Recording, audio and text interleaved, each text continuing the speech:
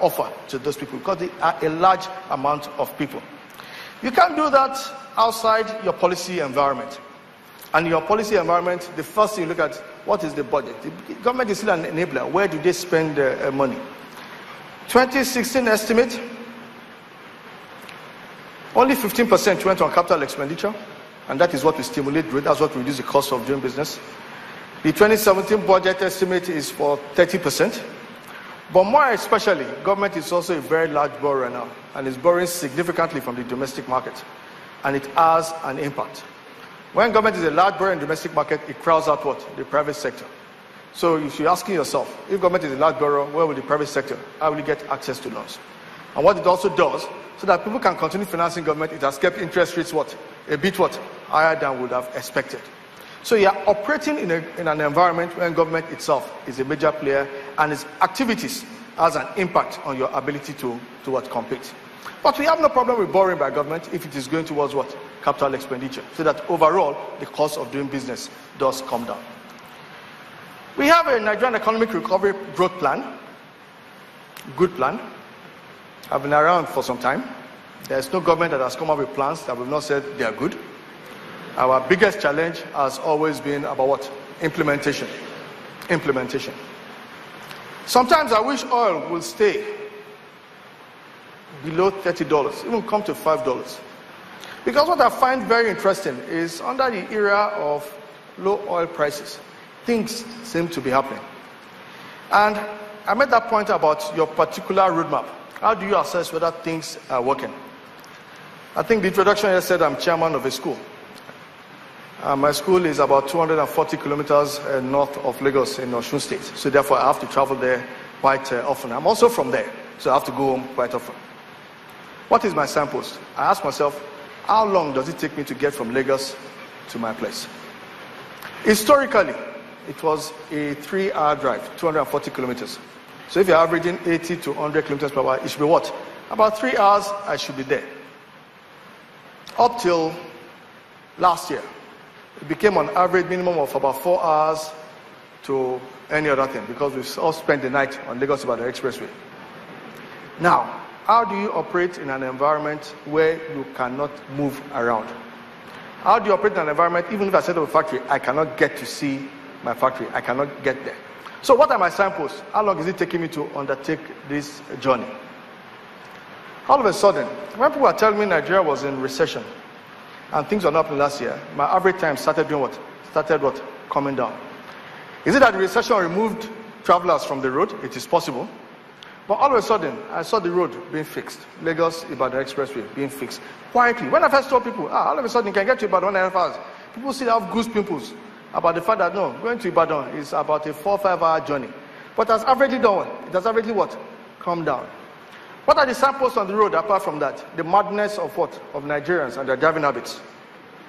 You ask yourself, it's as if the bigger your car is, the more you have the right of way, irrespective of what the laws are like. So moving on the road in Nigeria also gives an idea of our legal environment, our attitude.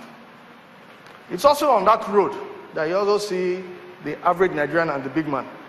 While everybody is screened up, the first person to break the law and to jump on the other side will always be a government official, a big man with his siren and his escort, and rapidly followed by the transport cars, by the transporters.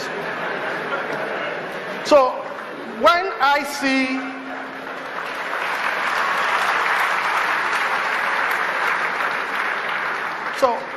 see a Nigerian Economic Recovery Growth Plan, I try and go on the road again and I'll say, these people saying these things, have they what changed? Because they've given us so many samples for us to see whether they are on the way.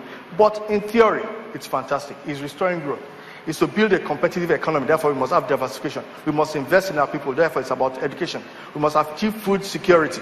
We can't be importing food at all times. We must invest in infrastructure. We must have an industrialization policy. The question is, are we going to stay consistent with this? What if oil goes to $100 per barrel? What if it goes to $150 per barrel? Can we stay with this plan? And that is why all of you must have your what?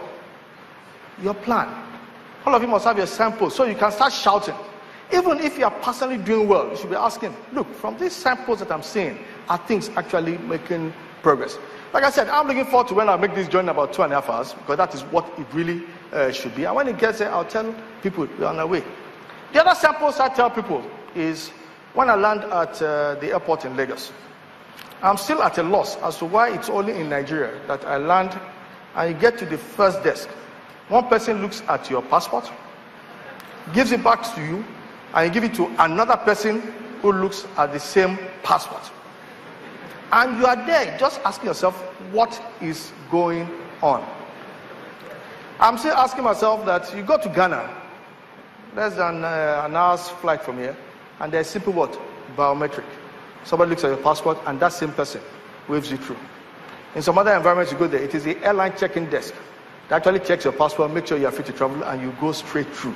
But we still have some of these institutional, what I call roadblocks, that just makes us not think outside the box. But we are so used to it as Nigerians that we believe it is what? It is what? Normal. So again, that's another sample. When will that airport be cleaned up? Where going through it is not really something you have to pray about. And where the people, irrespective of what we say, I still can't believe that this Oraisa mentality is still with us. In spite of all the noises we make about corruption, people say openly, without any regard, say, ask you anything for us. Today is Friday. And you're wondering, and you're there in an airport. What if I was a visitor in which I can shrug that kind of statement that I have nothing for you?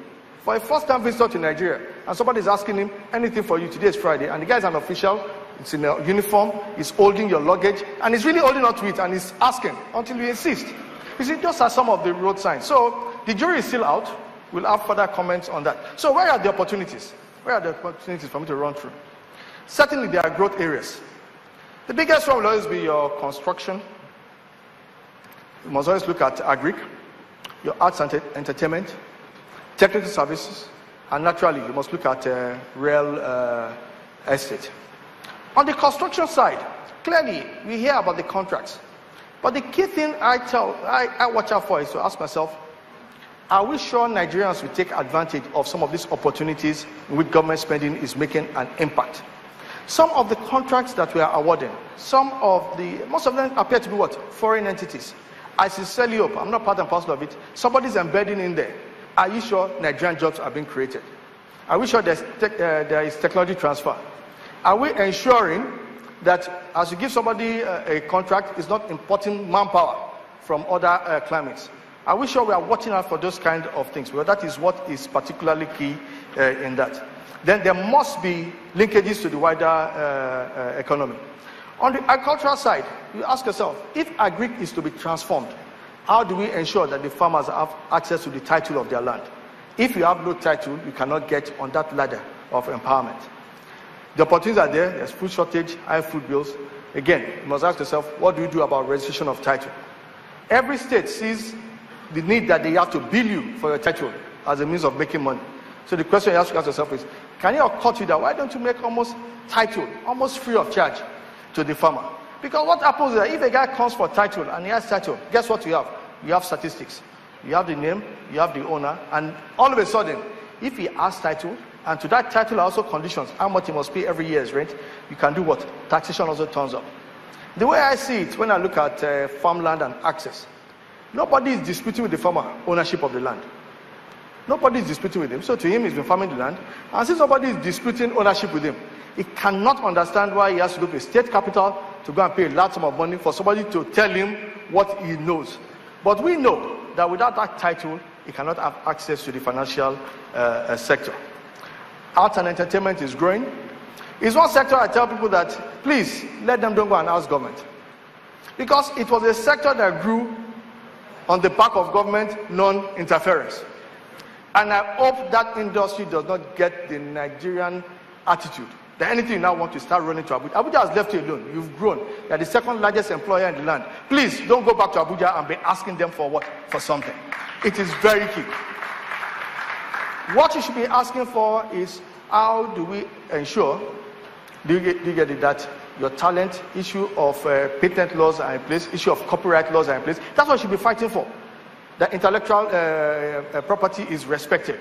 How do you make sure that in that industry, people adhere to contracts? When sometimes you peep and you ask people what is going on there, people just do what they like. It's like Wild Wild West. But I believe that structures are coming into place.